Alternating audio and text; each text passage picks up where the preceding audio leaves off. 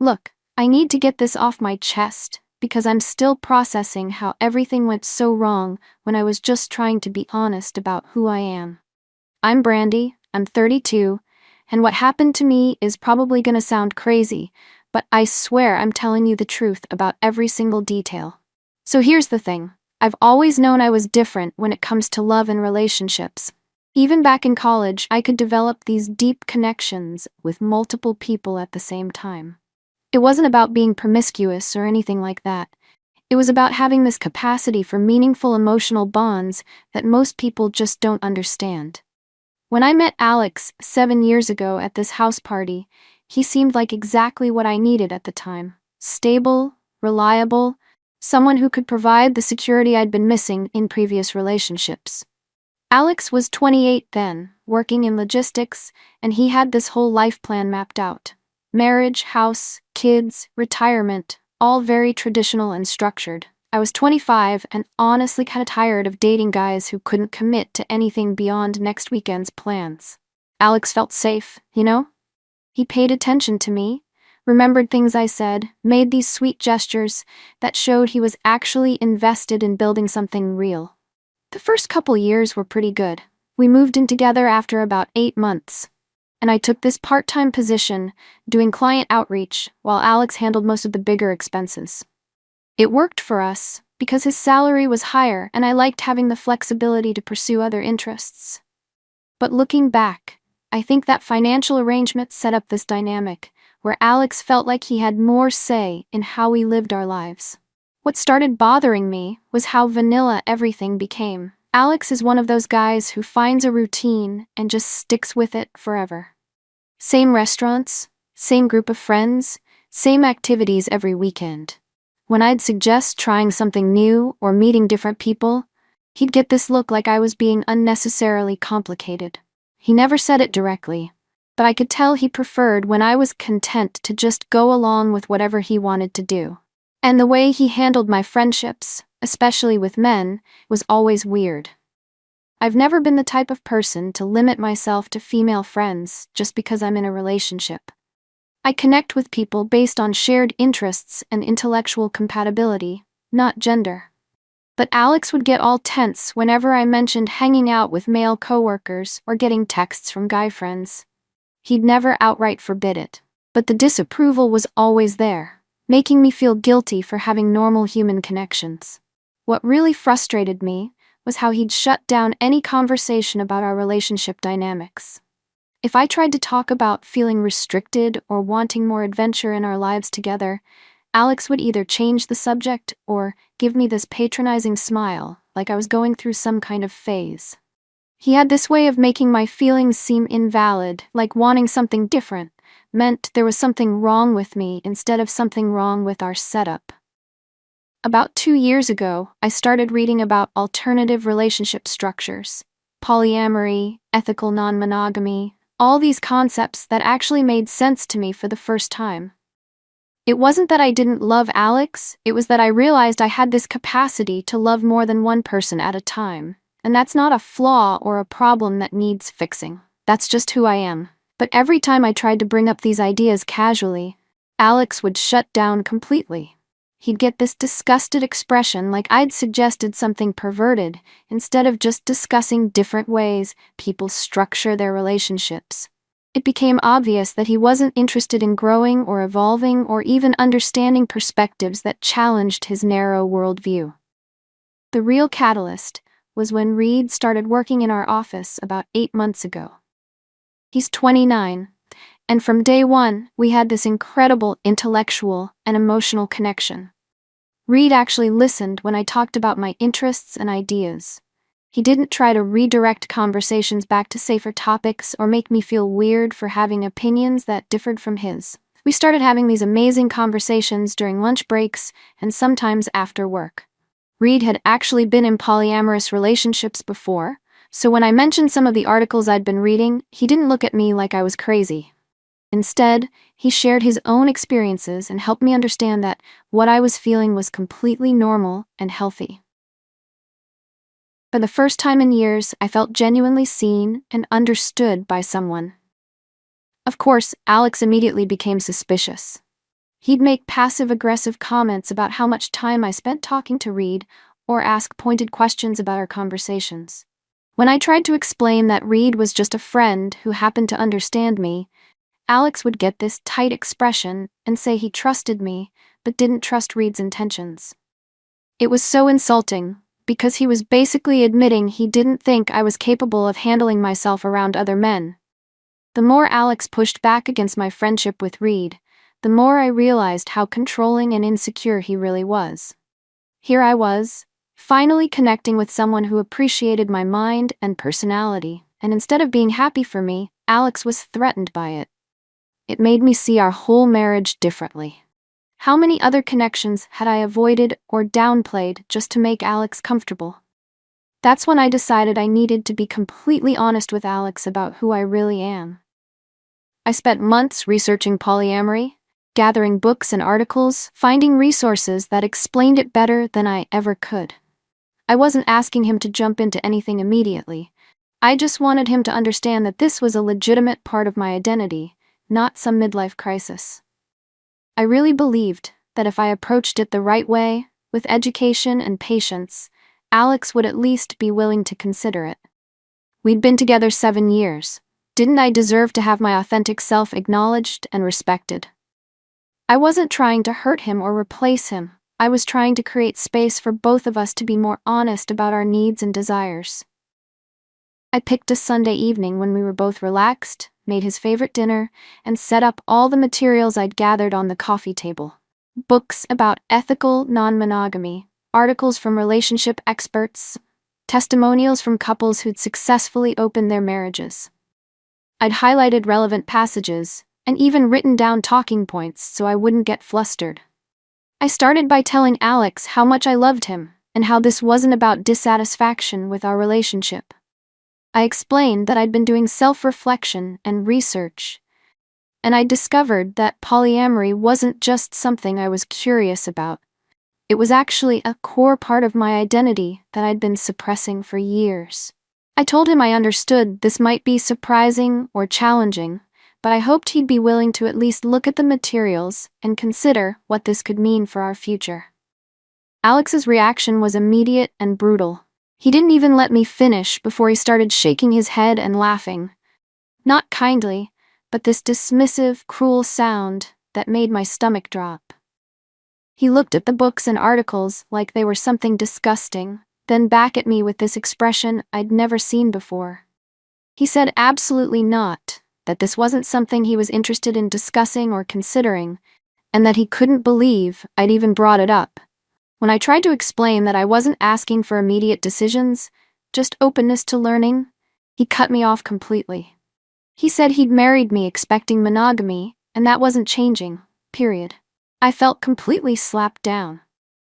Here I was, sharing the most vulnerable part of myself with the person who was supposed to love and support me unconditionally, and he was treating it like some kind of betrayal. I tried to stay calm and explain that this wasn't about wanting to cheat or being unhappy with him personally. I mentioned the research showing polyamory can actually strengthen primary relationships when done ethically. But Alex wasn't having any of it. He started asking accusatory questions about whether I was already interested in someone specific, whether this was my way of trying to justify cheating, whether I'd been lying about being satisfied in our marriage. When I mentioned that Reed had helped me understand some of these concepts, Alex's whole demeanor changed. He got this cold, angry look and said he knew there was something inappropriate going on. The conversation spiraled from there. Alex refused to look at any materials I'd prepared or consider that this might be a legitimate part of who I am. Instead, he focused entirely on Reed, like that was the only thing that mattered. He demanded I stop talking to Reed outside of work and drop this whole polyamory thing if I wanted to stay married. After that disaster, something shifted in me. I realized Alex was never going to accept the real me. So why should I keep pretending to be someone I'm not, just to make him comfortable? He'd made his position crystal clear. He wanted a wife who would stay in the box he'd created for her. So I started investing more energy in relationships that actually fulfilled me. Reed and I began meeting for coffee more often, And those conversations became this lifeline. Finally, someone who could appreciate my complexity and intelligence without trying to diminish it. Reed never made me feel guilty for wanting something different from my marriage. Reed helped me understand that what I was feeling wasn't selfish or wrong. It was actually a more evolved way of thinking about love and connection. He could explain the philosophy behind polyamory in ways that made perfect sense. Most people are just too insecure and possessive to handle that level of emotional maturity. The more time I spent with Reed, the more I realized what I'd been missing in my marriage. Alex and I barely talked about anything meaningful anymore. But with Reed, we could discuss philosophy, relationships, personal growth, all these topics Alex found threatening or boring. Reed actually valued my opinions instead of trying to redirect every conversation. Alex started getting even more suspicious and controlling. He'd make passive-aggressive comments about how much time I spent texting or how distracted I seemed. When I tried to share interesting thoughts I'd had, he'd get this glazed look like he was waiting for me to finish so he could change the subject. It was obvious he had zero interest in my inner life, unless it directly related to him. Reed could see how the situation was affecting me. He'd point out how different I seemed after being home with Alex. More withdrawn, less confident, like I was dimming my own light to avoid conflict. It was eye-opening to have someone notice those patterns and validate that they weren't normal or healthy. That's when I started understanding this wasn't just about polyamory, it was about basic respect and autonomy. Alex claimed to love me, but he only loved the version of me that never challenged him or made him uncomfortable. He wanted a wife who would be grateful for his financial support and never question the limitations he placed on her emotional and social life. I began sharing more of these realizations with Reed, who was incredibly supportive and understanding. He never pressured me into any particular decision, but he did help me see that I deserved someone who appreciated all of me, not just the convenient parts. Our friendship deepened as I started being more honest about how trapped I felt. Reed had this way of making me feel valued and interesting again. When I talked, he actually listened and responded thoughtfully instead of just waiting for his turn to speak. He remembered details about things I'd mentioned weeks earlier. It was such a contrast to Alex, who seemed to forget most of what I said immediately. The physical attraction had always been there between Reed and me, but now it was getting harder to ignore.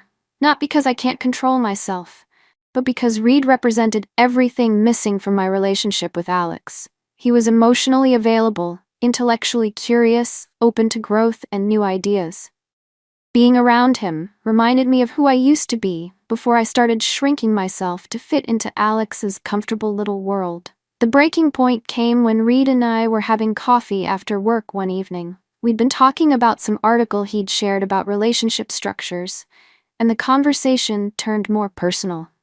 He mentioned how much he valued our connection and how rare it was to find someone who could engage with these ideas so thoughtfully. We ended up kissing that night. It wasn't planned or calculated. It just happened naturally after months of growing closer and sharing things we couldn't share with anyone else. And honestly, it felt more authentic and right than anything I'd experienced with Alex in years. This was what real connection felt like when you weren't forcing it into some artificial box.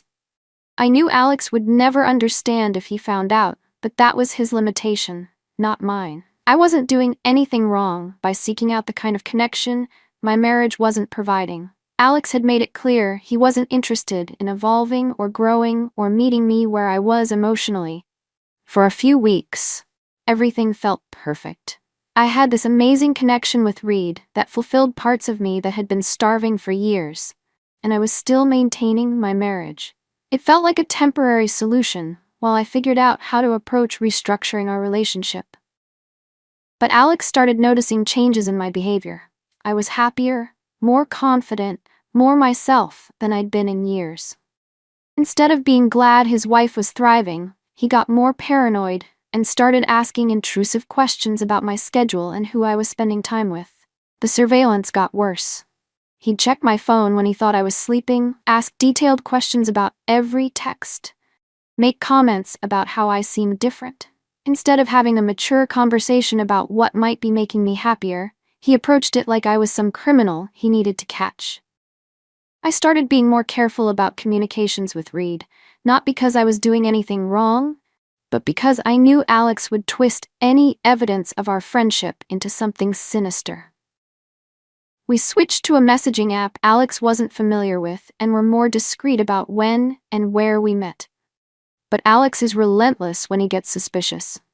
He started going through my laptop when I wasn't home, checking browser history, even looking through my purse. The irony was that his invasive behavior was pushing me closer to Reed, who offered the respect and trust Alex was incapable of showing. Before I could have another conversation with Alex about opening our marriage, he confronted me with evidence he'd found. He'd figured out how to access the messaging app Reed and I had been using and read through months of our conversations. I walked into the house and found him at the kitchen table with printouts of our messages spread out. The look on his face was something I'd never seen. Not just angry, but disgusted and hurt, in a way that immediately put me on the defensive. He didn't give me a chance to explain before he started yelling about how I'd been lying and cheating behind his back. He threw the worst messages in my face, ones where Reed and I had discussed physical attraction, where I'd vented about feeling trapped, where we'd talked about how much better our connection was.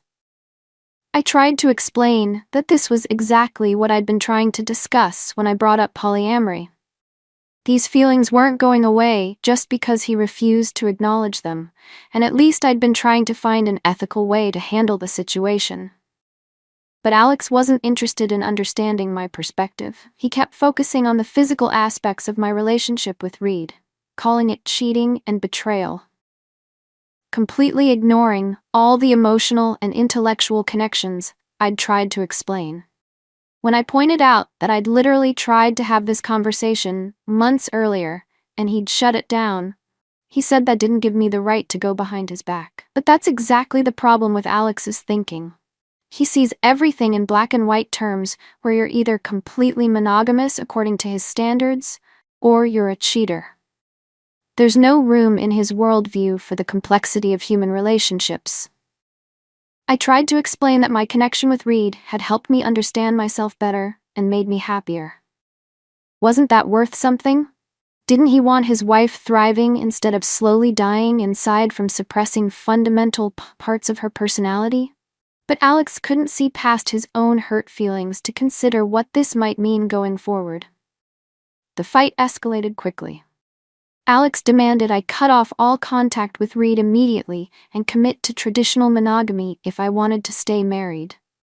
When I pointed out this was exactly the kind of ultimatum that had created the problem in the first place, he accused me of not being willing to fight for our marriage. Finally, Alex told me he was done trying to understand my perspective, and that I needed to decide what I wanted: traditional marriage with him or whatever I'd created with Reed. He said he'd be staying at a friend's place while I figured out my priorities, and when he came back, he expected an answer. After he left, I felt relief and panic. Relief, because I could finally stop walking on eggshells around his jealousy and control. But also panic, because I realized Alex was never going to accept the real me, which meant our marriage was probably over. He'd made it clear he wanted a wife who would suppress fundamental parts of herself to make him comfortable. I spent those days really thinking about what I wanted my life to look like.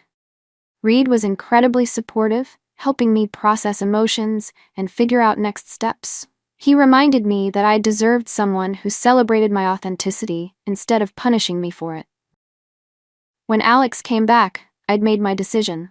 I told him I understood he felt hurt, but I couldn't go back to pretending to be someone I wasn't.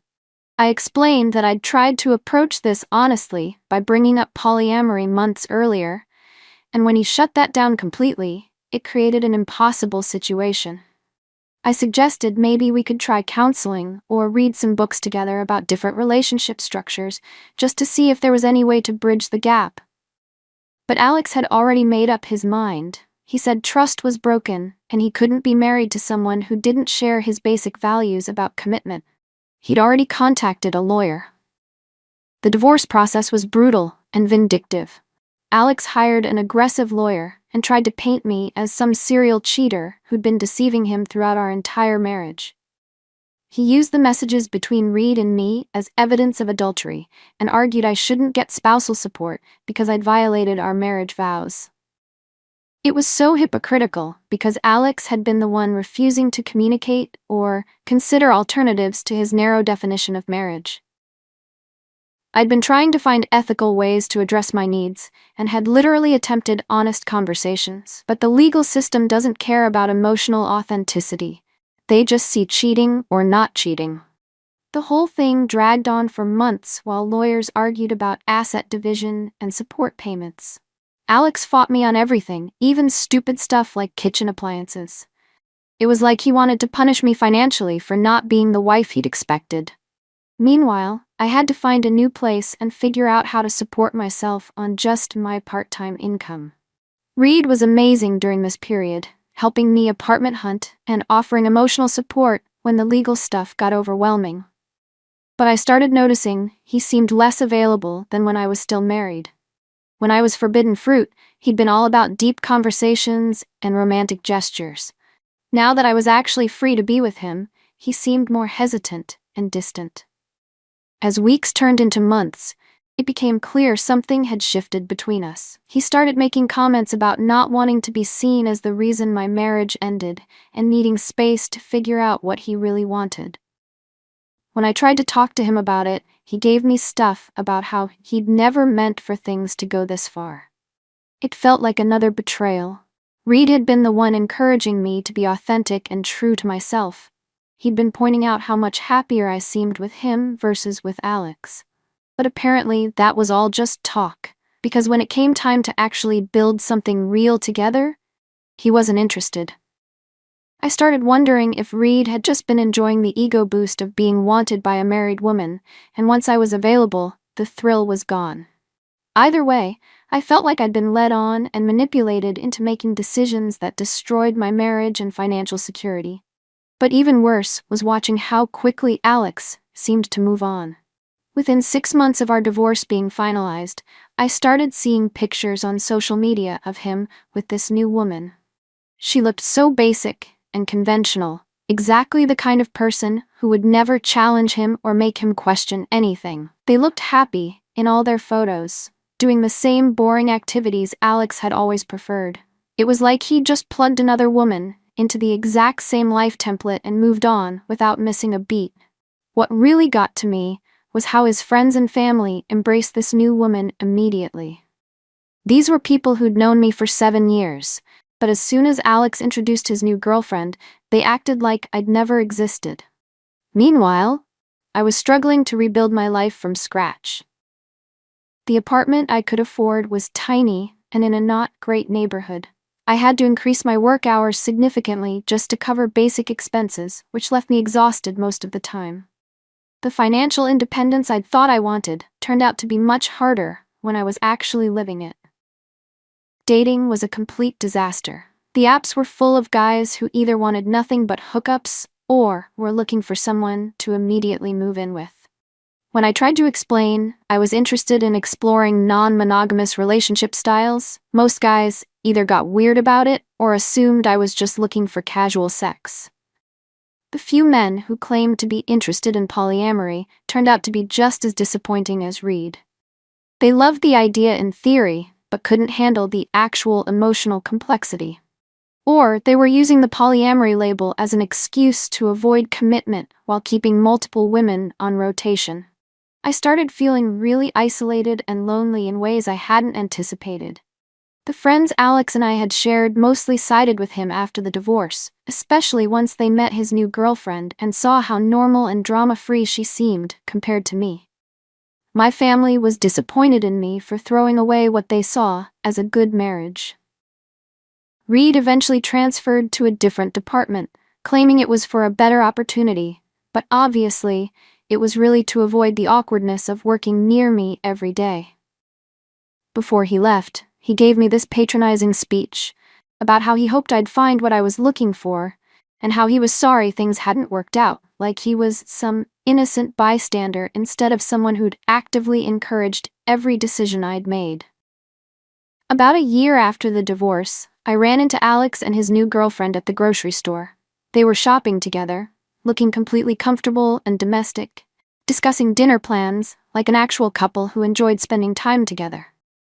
When Alex saw me, he got this awkward expression and muttered a quick hello before steering his girlfriend toward a different aisle. But I caught a glimpse of how he looked at her when he thought I couldn't see. Attentive and affectionate, in a way he hadn't looked at me in years. It was obvious he was actually happy with this woman, that she gave him whatever he'd been missing in our marriage.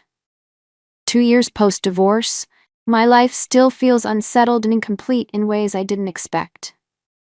I thought freedom and authenticity would feel more satisfying than this. Instead, I'm lonelier than I've ever been, financially stressed, and surrounded by people who see me as a cautionary tale about what happens when you throw away a good thing. The dating scene hasn't improved. I'm 34 now, and most decent guys my age are either married or dating women in their 20s who don't come with divorce baggage and complicated ideas about relationship structures. The men who are interested tend to be recently divorced and bitter, or much older guys who see me as some kind of adventure. I've tried going to polyamory meetups, thinking I'd find my people there, but honestly, most of those communities are pretty dysfunctional too.